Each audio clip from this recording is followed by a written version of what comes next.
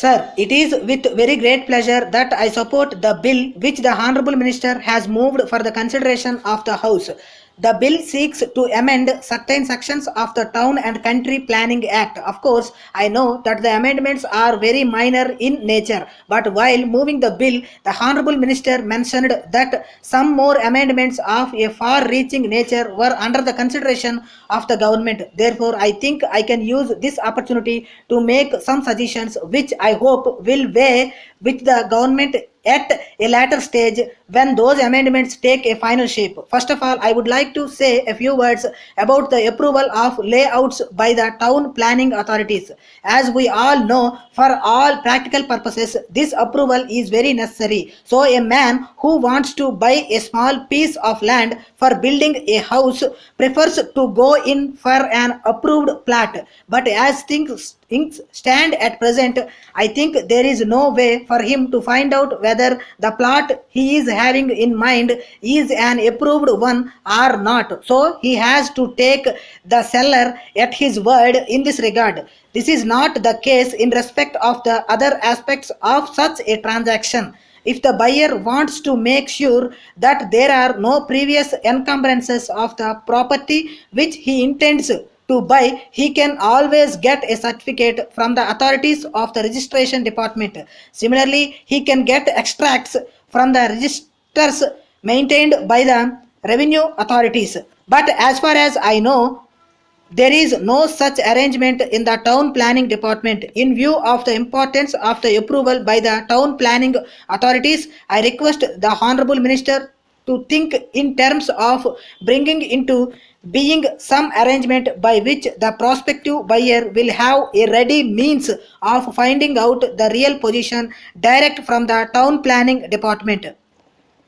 If my suggestion finds favor with the Honorable Minister, the scheme may be introduced in the metropolitan area in the first instance and then extended to other cities. The only other point which I would like to mention is about the approval of building plans. I am of the view that there should be no delay at all in the disposal of applications for the approval of these plans. I have many reasons for saying this, but I do not want to take the time of the house by explaining all of them in detail.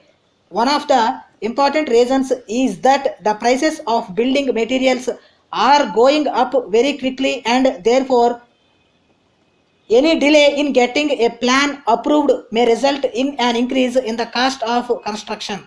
For an ordinary man who plans to finish the construction of a house within the limited financial resources at his disposal, this additional cost will certainly be a great burden. Since the present policy of the government is to encourage house building activity by the middle income groups, I think that it is their duty to see that the agencies under the control of the government themselves do not breed delay and thus create an impediment in the fulfillment of the objective of the government.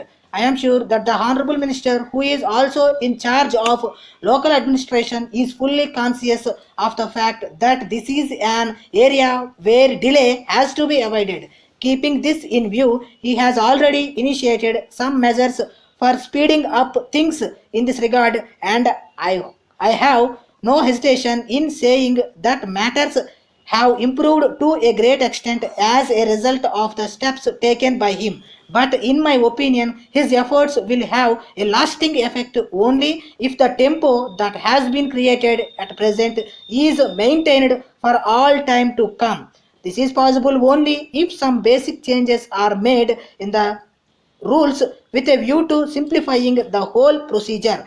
In the first place, a time limit should be fixed within which the authority concerned should dispose the application either by approving the plan or otherwise. Secondly, as regards small buildings, there should be a provision to the effect that if the applicant does not hear anything about his application within the prescribed time limit, he can assume that the plan has been approved.